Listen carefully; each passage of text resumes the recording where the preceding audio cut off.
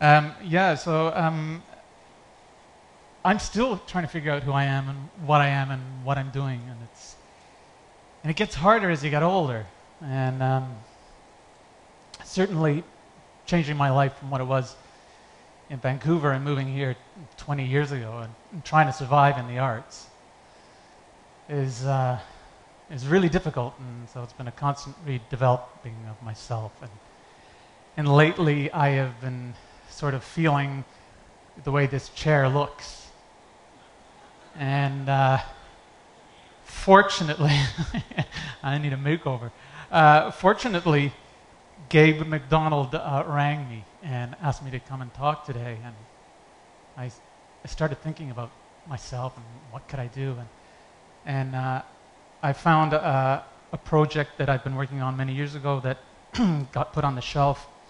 And like many other things, and forgotten about, and it's a play I've been writing, and so I'd like to thank Gabe for inspiring me to get back at doing a bit of writing. This play is about a woman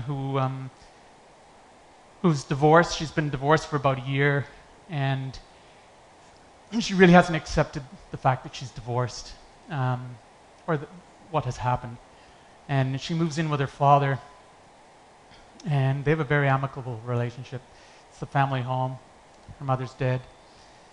But she continually keeps herself busy to avoid feeling anything. And what she's doing at home is she starts redecorating the house. And this is the final scene in the first act. The father's gone out to buy a newspaper, and he comes home. This is a sort of an edited version of this monologue.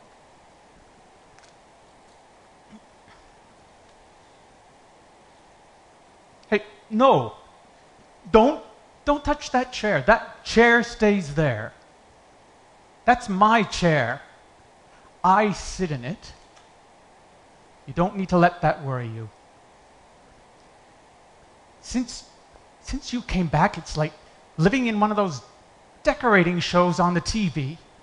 The guy goes out to buy a newspaper and he comes home and his whole house has been redecorated, painted and papered and redone, makeover.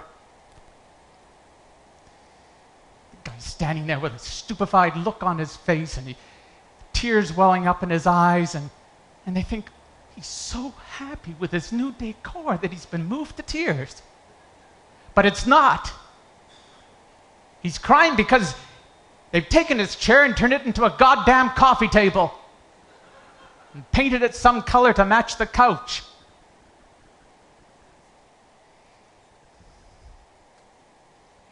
Since you came here, you're like the Tasmanian devil with a scrub brush in one hand and a paintbrush in the other.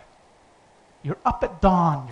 You've scrubbed and deodorized and sanitized this whole house, every inch. You've been in nooks and crannies that I haven't seen in a long time. And now you're decorating. You've painted all those nooks and crannies. I've got new curtains. Hell, I even have a new toilet paper holder. It's fine. It really is. It's fine. It's beautiful. And hell, the place needed it. Except the kitchen. I don't like the kitchen. The kitchen color, I don't know what that color is. It looks like a sample I gave the doctor the other week. And at night when we turn on the light, we all look like we've got some sort of disease of some kind. You're doing this all for the wrong reasons, too. You don't get any joy out of this. You're just trying to suppress all your memories, all your feelings, all your thoughts, like you've been doing for years, since you and Peter divorced. You've got to stop. You and Peter had a good marriage for what it was. There was no abuse, no big problems. Not like some marriages. You just got on separate paths, that's all. You both had careers that took you in different directions. And that love and affection, it drifted apart. It turned into friendship and independence. For the last year of your marriage, you were more like brother and sister. It's kind of weird, actually. I like Peter. I love Peter. He's the only other guy I know that hates sports as much as I do. Do you remember when you went to that conference in Toronto about 2 years ago? It was on climate change. Well, Peter came over here and we watched Martha Stewart together. I've always had a little thing for Martha. She could redecorate my house anytime. Anyway, she was making some sort of chicken dish with sun-dried tomatoes, and we wrote down the recipe. And then we went shopping, we came home, we made dinner, we drank wine. I sat in this chair, he sat over there, and we played chess. It was a great evening. It was a great memory. And that memory's in this chair. With a lot of other memories. Memories of your mother. When we found out that Brian wasn't going to get well. She sat here and we cried.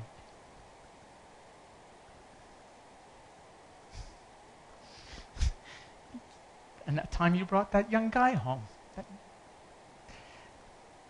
I was sitting here, you brought him in to introduce me to him, and you were all dressed. You were all dressed up. And I said, I love the smell of your perfume.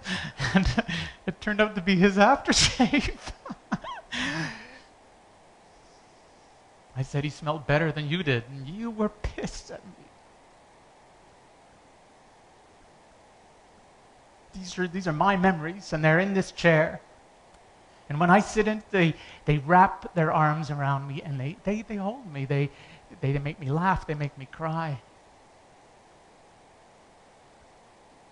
But I feel comfortable.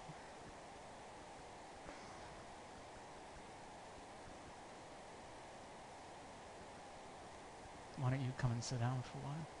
You sit here. You've got some memories in here too. You used to like to sit here when you were a kid. You had a problem. You said you're working something out. Why don't you have a little cry? Have a big cry. I'm going to go and make some dinner. I got a recipe off the cooking channel. That British guy, that young British guy, that Jamie Oliver guy. I don't know if I wrote the recipe down right though, because I can't. His accent and that little speech impediment he has, I can't understand.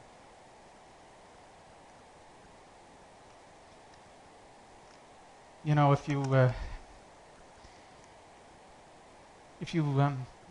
find some fabric maybe that would go with the color of this room, maybe you could reupholster the chair. It'll be a new memory. A memory of today.